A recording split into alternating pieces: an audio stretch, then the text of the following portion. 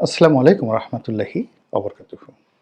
সম্মানিত দর্শক, অবস্থা দৃষ্টে মনে হচ্ছে যে বিএনপি বহুমুখী ম্যাটিকুলাস ডিজাইনের যে ফাঁদ, সেই ফাঁদের মধ্যে পড়ে গেছে।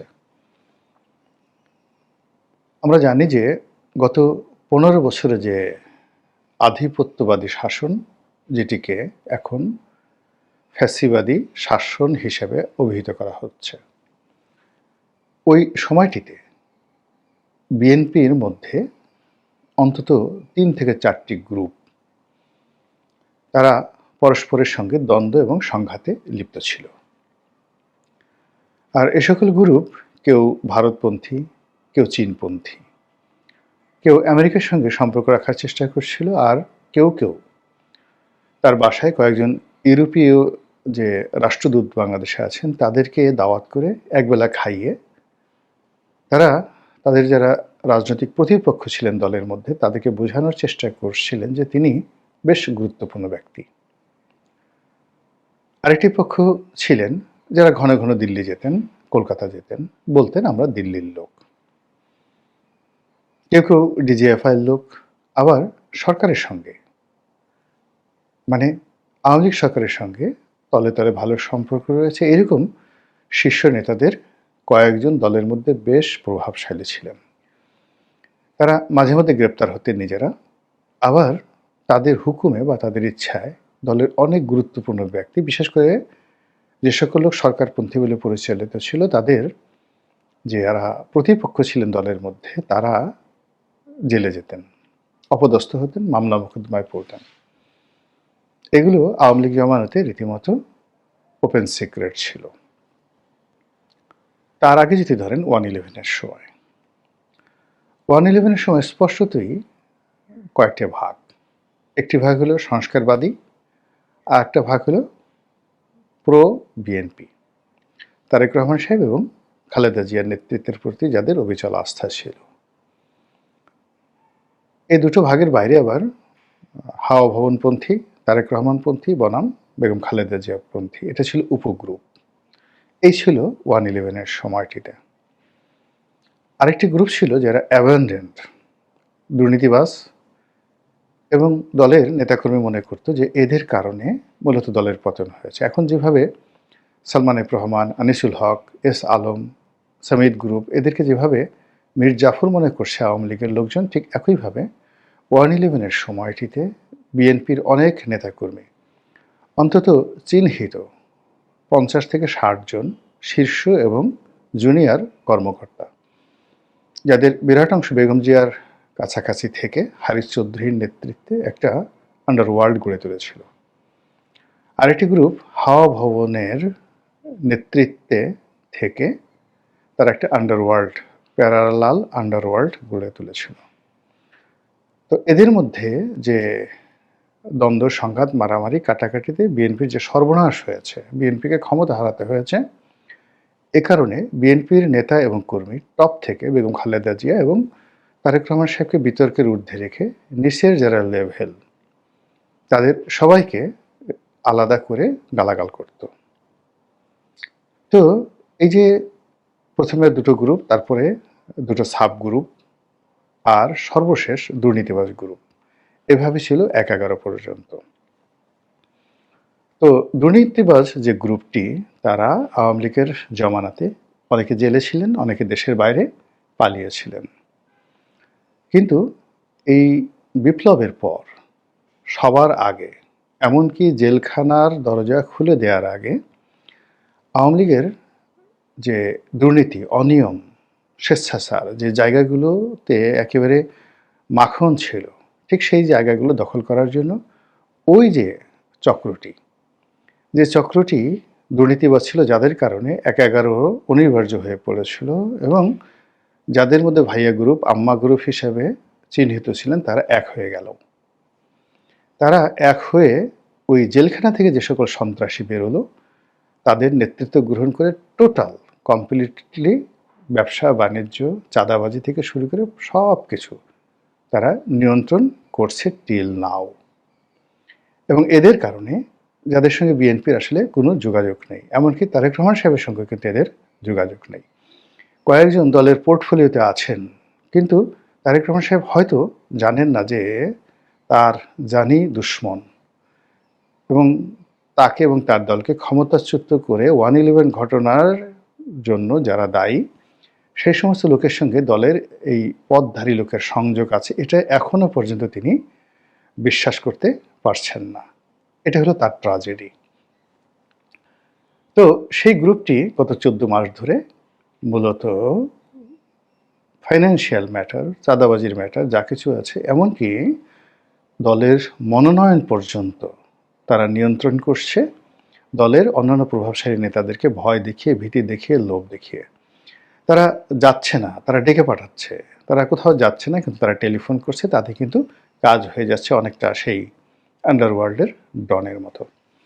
তো এটা জাস্ট একটা বাস্তব সমস্যা। এর বাইরে গত 14টি মাসে যেটি আমরা দৃশ্যমান দেখতে পাচ্ছি সেটি হলো বিএনপিকে জলে স্থলে অন্তরিক্ষে বন্ধুহীন করার জন্যে, বিএনপিকে জলে স্থলে অন্তরিক্ষে অসংখ্য শত্রু মোকাবেলা করার জন্য বা মুখোমুখি করার জন্য অনেকগুলো ম্যাটিকুলাস ডিজাইন তৈরি করা হয়েছে। প্রথমত হলো পশ্চিমের সঙ্গে বিএনপির যে সম্পর্কটি, এই সম্পর্কটি যেন ভালো না হয়, অর্থাৎ ইউরোপ এবং আমেরিকার সঙ্গে। এই জন্য একটি চক্র কাজ করছে বিএনপির ভেতরে। এই জন্য একটি চক্র কাজ করছে আওয়ামী লীগের, জামাতের, এমনকি সরকার এবং গোয়েন্দা সংস্থার লোকগুলো।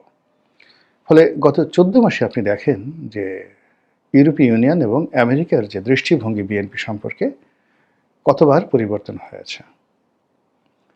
দ্বিতীয়ত, বিএনপি সর্বোচ্চ চেষ্টা করেছে ডক্টর মোহাম্মদ ইউনূসের সঙ্গে একটি সৌহার্দ্যপূর্ণ সম্পর্ক স্থাপন করে চমৎকার একটি নির্বাচন করে তারা ক্ষমতায় আসার জন্য, এবং এই বিষয়টিকে তারা যত সহজ মনে করেছিল, জনাব তারেক রহমান সাহেব কিন্তু অতটা সহজ মনে করেননি।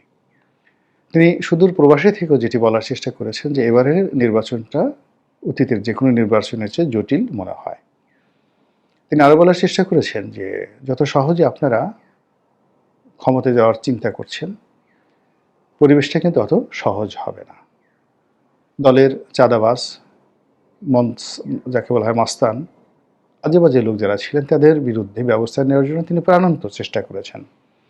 কয়েক হাজার সেই অবাধ্য নেতাকর্মীকে, দুষ্ট প্রকৃতির নেতাকর্মীকে তিনি বহিষ্কার করেছেন, কিন্তু ফলাফল হিতে বিপরীত হয়েছে। সরকারের সঙ্গে তাদের যে সম্পর্ক অন্তত 14 মাসে বা 15 মাসে 3-15-45 বার গোপনে এবং প্রকাশ্যে একবার ভালো হয়েছে, একবার খারাপ হয়েছে। আরও অবাক করার বিষয় হলো যে সরকার এবং বিএনপি একে অপরকে কেউ বিশ্বাস করছে না। একেবারে প্রথম দিন থেকে তারা বিশ্বাসের অভিনয় করছে, বন্ধুত্ব করার জন্য তারা অভিনয় চালিয়ে যাচ্ছে, কিন্তু একে অপরকে যেটাকে নিখাত সম্পর্ক বলা হয়, বন্ধুত্ব বলা হয়, এটি সরকারের সঙ্গে বিএনপির কখনো হয়নি। এই গেল এক।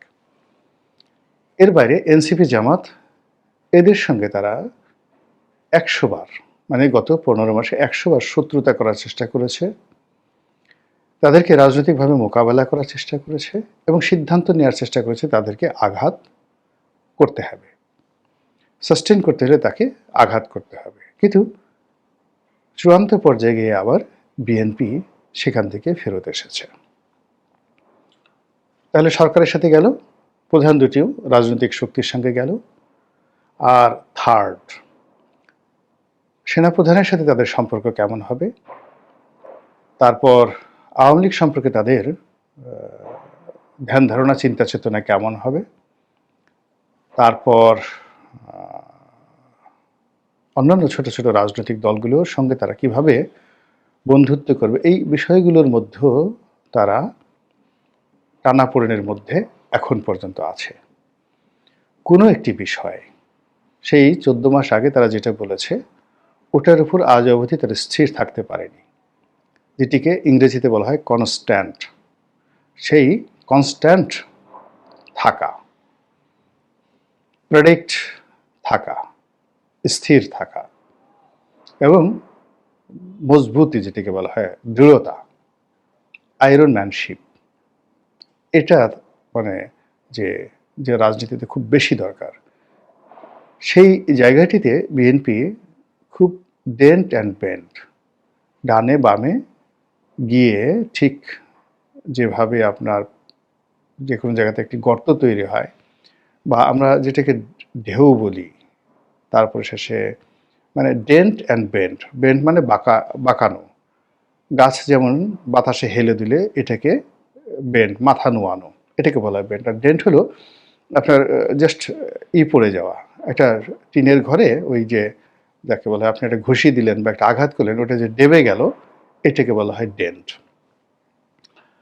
তো এখন এই জিনিসগুলো ডেন্ট এবং বেন্ট বিএনপি গত 15 মাসে এতবার হয়েছে যে এগুলো আবার তারা পরবর্তীতে ঢাকার চেষ্টা করেছে, ডান দিক থেকে হেলে বাম দিকে গিয়েছে, আবার সোজা হয়ে দাঁড়ানোর চেষ্টা করেছে। তো এ সকল কর্মকাণ্ড করার ফলে তাদের যেটি হয়েছে, তাদের ভিতরে যে এলাস্টিসিটি রয়েছে, আপনারা ছোটোকালেতে সবাই মানে রাবারের প্যান্ট পরেছেন, হাফ প্যান্ট বা ফুল প্যান্ট বা পাজামা।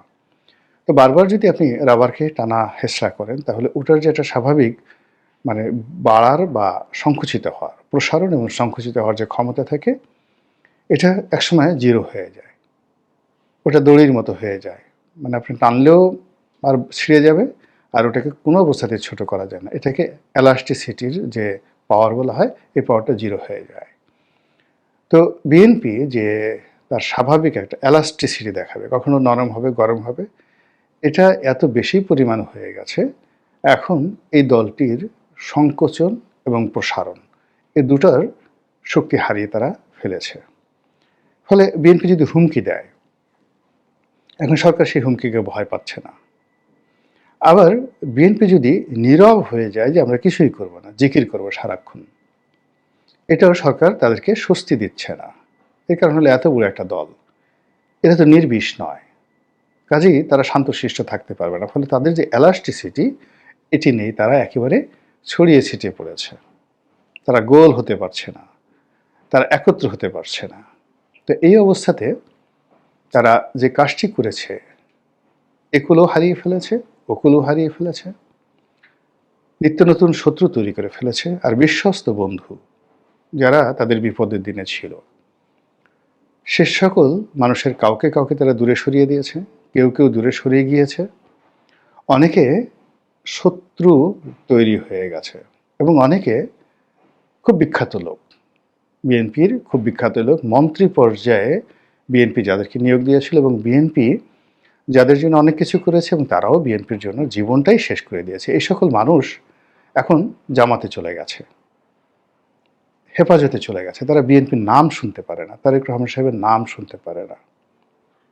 এটা নিয়ে মিডিয়ার যে কিছু বিষয়াদি রয়েছে, আমি যেগুলো জানি ইন ডিটেলস আর একটা ভিডিও করব। তো কাজে এই